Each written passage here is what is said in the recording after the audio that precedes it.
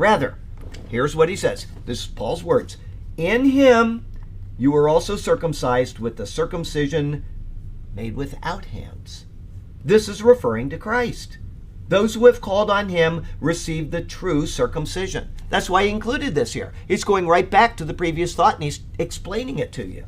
All right? Those who have called on Jesus receive the true circumcision. I'll pull out some verses if I already did. Yes, okay, I won't do it right now then.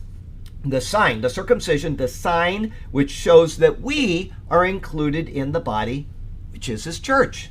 The words made without hands speak of a spiritual rather than a physical circumcision.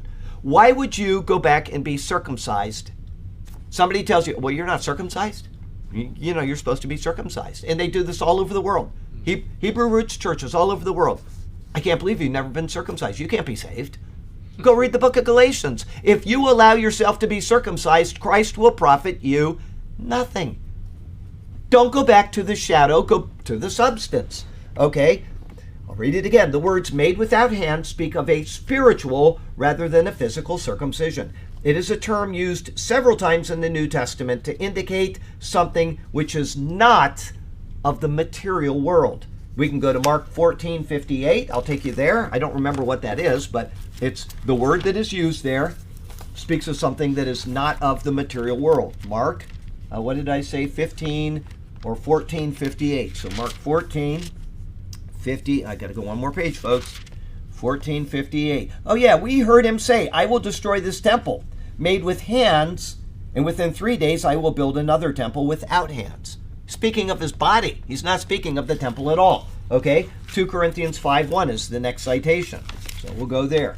2 Corinthians 5:1. Oh yeah, for we know that if our earthly house, this tent, is destroyed, we have a building from God, a house not made with hands, eternal in the heavens. Once again. And then we have Hebrews 9:11. Take you there. It's good to go through these things. I had forgotten all of this. Okay, 9:11. But Christ came as a high priest of the good things to come.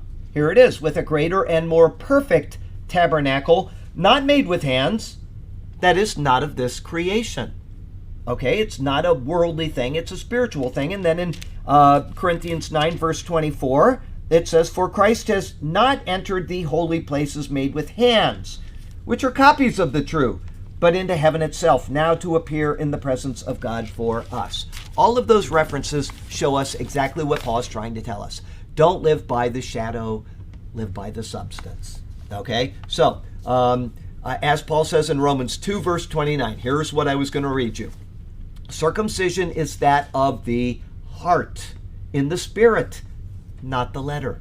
The letter means the law. The law of Moses, he calls it the letter. In that verse, not in the letter, yes, here it is speaking of the law of Moses, a law which is now obsolete in Christ. So why would you go back to it? In part or in whole, it makes no sense. And it's an offense to God. It's just like saying, pointing at the cross, like Jim was telling us, point at the cross and saying, well, that wasn't enough. I'm going to please God on my own. That's exactly what this is doing.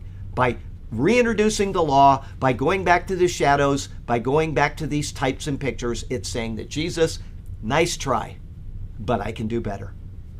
That's what that is doing.